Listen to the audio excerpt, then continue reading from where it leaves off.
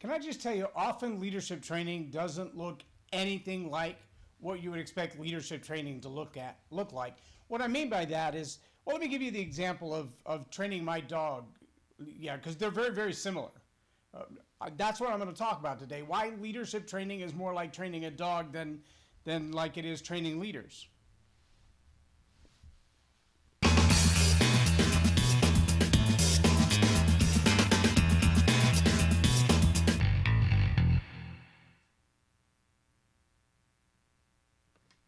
I'm J Loren Norris with Leading Leaders Podcast, and we recently got a new puppy. Now, she doesn't look like a puppy compared to our other dog because, well, she's an Irish Setter Poodle mix, an Irish Doodle. Gorgeous, adorable, fluffy as all get out, and very, very, very puppy. Very puppy. And when we've taken her on our first couple of walks to get used to walking on the leash and going where she's led, leadership training, well, she doesn't always go where she's led. She tends to, well, she looks more like a fish on a hook than a dog on a leash. She wants to flip and flop and turn and twist and turn around backwards and go the wrong way. And if she doesn't like the direction we're going, she might just lay down where she's at. Now, she's only 4 months old, but she's already over 25 pounds. So she's going to be a big girl when she's bigger, which means she's got to learn how to walk on a lead now. Now, if you've ever tried to do leadership training, especially with young people, teenagers, middle school age kids, you get some that are really bright and they're very forward in their thinking and they kind of get it already and they've got really good social skills and really strong communication skills. And it's not hard at all to put them in an environment and see them influence the people around them. The challenge we run into is whether or not they have the maturity to be a good influence. It doesn't mean they can't influence. It doesn't mean they won't influence. The question is really how good will their influence be, or what kind of influence will they have?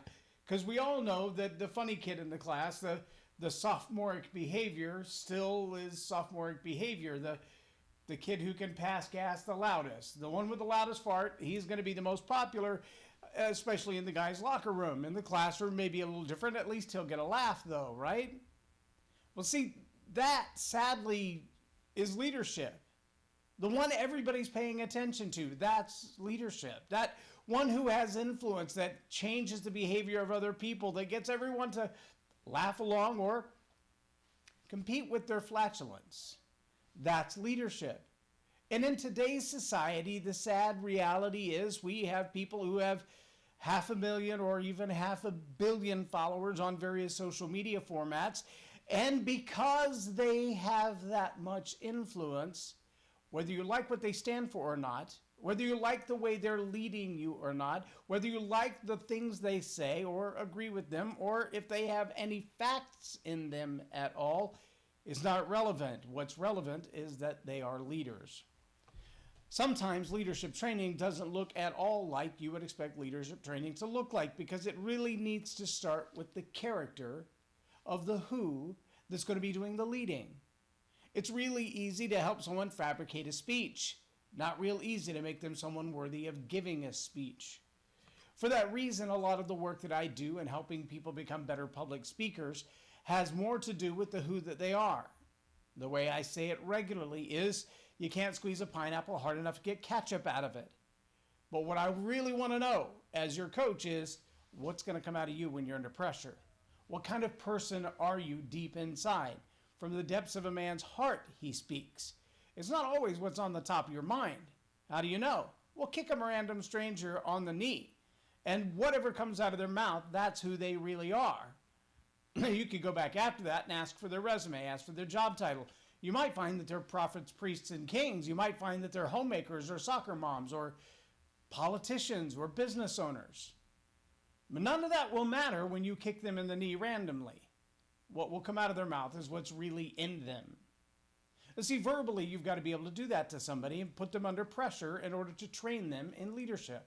You've got to be able to see who they are. Some companies do that by starting you off in the mailroom with the most menial job, the most humiliating, embarrassing, gut-wrenching thing you could possibly be asked to do. They're going to ask you to do it in the first few weeks on the job. Why? Well, because leadership training doesn't look like what you would expect leadership training to look like. because good leaders know that it's not just about having influence, it's also about being the kind of person worthy of having influence.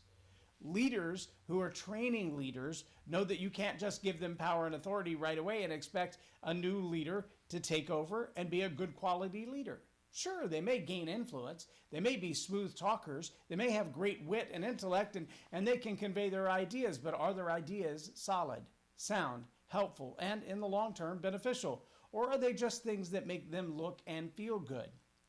Trust me, if you've ever been asked to train in leadership, then you know that sometimes that's a tough job. Two quick illustrations for you from my own life. I remember after serving in the Air Force for 5 years, being a firefighter, after growing up and having kids and raising kids, my boys were teenagers at the time, I took a job at a volunteer fire department to help with training. And we had a young man who came in, and during the week we had had a couple of grass fires and the trucks were pretty dirty. So I was washing one and we asked him to wash the other one. And at 21 years old, he blatantly told the fire chief, "I am a firefighter. I am not a truck washer. I did not volunteer to wash trucks. That is not the job I'm here to do. You wash all you want to. When you're done, call me for the fire.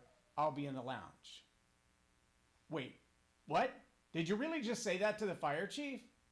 See, it turns out, though, that that young man who is so determined only to fight fires and that he should be the driver nearly got me killed less than a week later by crossing a double yellow line and almost hitting a semi head-on the way to a grass fire that already had 25 trucks responding to it. Yep, that's what happens when someone believes themselves to be or is appointed or is called a leader, but they don't have the character to lead. Well, how did that work in my life? Well, I did a very similar thing, only not quite as egregious or life-threatening, and that was when I took the job at a little pizza place right out of the Air Force, and they said, well, we want you to work in the kitchen, and we want you to pick up the noodles out of the carpet, and we want you to clean up the salad bar. And it was almost a week before I even got to cut the first pizza because, I don't know, maybe they didn't trust me with a big knife. I didn't stay at the job very long, but I look back now almost 30 years later, and I realize there was some wisdom in the idea that I wasn't quite ready to run the store, to lead the people that worked there. There were people there older than me who had been not only in the business long, they'd been in life longer than me, and they understood some things I didn't understand. And just because I had come out of the military and was a young NCO, I felt like, I got this, right? I can do this. No, I still needed to grow up too. I needed some leadership lessons that didn't look like leadership lessons. It didn't look or sound or feel like management training. It felt like character development, because about 90% of leadership training is character development. So I just want to challenge you, if you are a leader or you train leaders, don't get discouraged when that one you're trying to lead acts like my little Sandy, who would rather be more like a fish on a hook than a dog on a lead. Some of the people you're going to lead are going to have the same reaction to your training.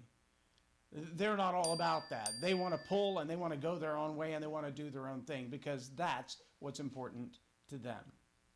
I'm J Loren Norris with Leading Leaders Podcast for Tell It Like It Is TV. Have a blessed day.